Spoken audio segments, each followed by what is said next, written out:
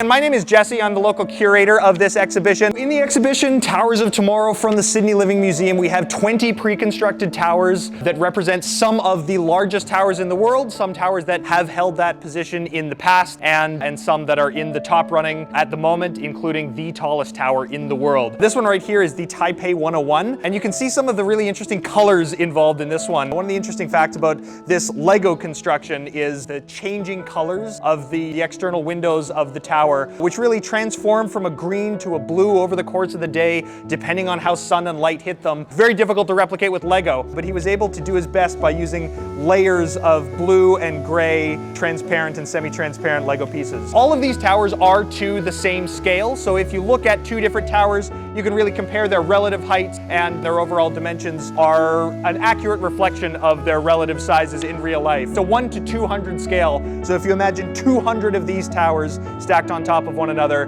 that would be approximately the height of the real thing, the Taipei 101. One of the themes that goes throughout all of the towers in this exhibition is the differences between Western and Eastern styles and schools of architecture. You can see in the Eastern style, we get a little bit less of the right angles and the blocky construction that you often get in European and North American constructions. There are a lot of very interesting styles and really unique designs for the buildings that you can see in many of the towers here this evening. So if we continue on, I'd like to show you my very favorite tower in the entire exhibition. It is just near this genie lift here, so please be careful and just make sure that you're respecting the space of the workers. Like I say, this is my favorite tower, the Shanghai Tower. This was the piece that contains the most number of Lego bricks. Although it's not the tallest tower, it sort of has the most going on. One of the reasons that this is my favorite is that this tower has been featured in one of our OmniMax films for the past couple of years, Dream Big, which is all about major engineering projects and challenges that engineers have overcome. So you can imagine with a tower this tall and with such a large horizontal footprint, it has to deal with wind in a unique way. There are a lot of challenges that have to do with the wind pushing and pulling on the towers. Many of these towers are designed to sway in the wind, to sort of absorb some of that energy and deal with the wind without sort of cracking and falling over, as one can imagine would be pretty catastrophic. This tower in particular actually uses the wind to generate some of the energy that's used within the tower itself. So you can see the turbines up in the top built out of Lego. The real tower that this represents was completed in only 2 years, and the lead of the project is just 25 years old. So although the scale of the architecture itself is sort of mind-boggling, the entirety of the project, 2 years for this entire thing to go up, all orchestrated by a 25-year-old. Boy, it makes me feel old and like I have done very little with my life so far. But it's really incredible to think about. There's a lot of really interesting detail. If you get a chance later on to really explore this tower, you can see beyond the outer layer of glass windows, there's a lot going on inside, and I'll let you explore that when we get a chance to open things up a little bit.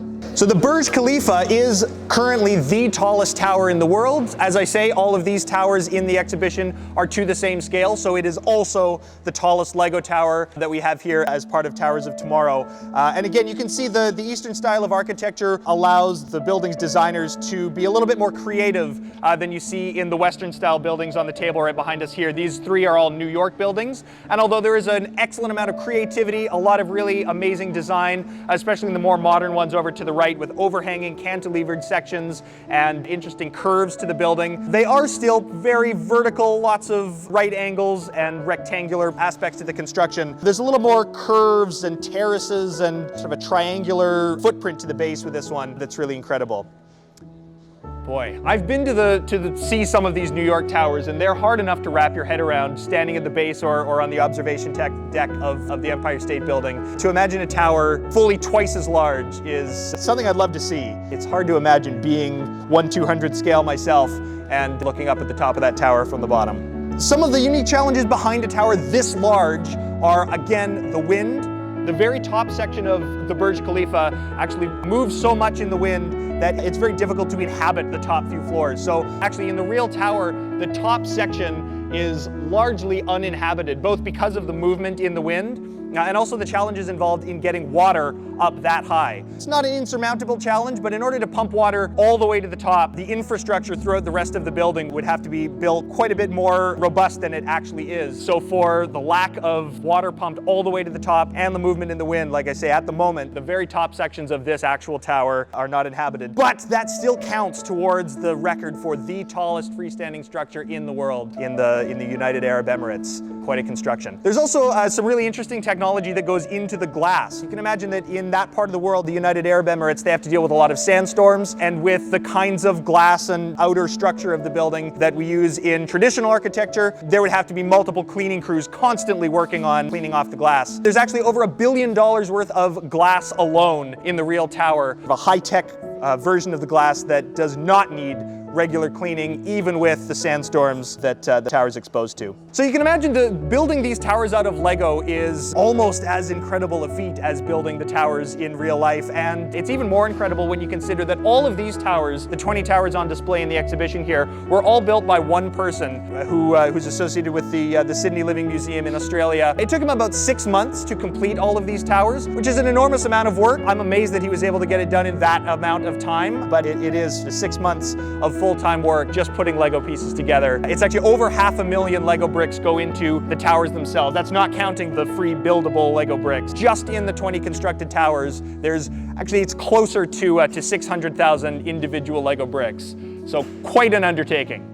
We do have some Canadian representation in the exhibition. We've got the CN Tower over here, which at one time was the largest tower in the world. Unfortunately, it has lost that title, but we can be proud of our Canadian content here. There are some local pieces of flavor in the exhibition. Over the back here, we have our local Lego master, Robin Sather, who's done some excellent work with us. Hi, Robin. And he's putting together some local False Creek pieces of architecture that I would strongly encourage you to go and check out. He's got some excellent detail in those, and they're placed in their home on the False Creek neighborhood, which you can add to this evening if you'd like to make your own constructions and sort of imagine what the False Creek neighborhood might look like if you were the community designer, the urban planner who could create your ideal neighborhood. And I'm going to stop talking there and let you do some exploration and really enjoy Towers of Tomorrow. But if anyone has any questions about the exhibition, about the towers themselves, about the Lego constructions, I'd be happy to do my very best to answer those questions. Thanks very much for coming tonight.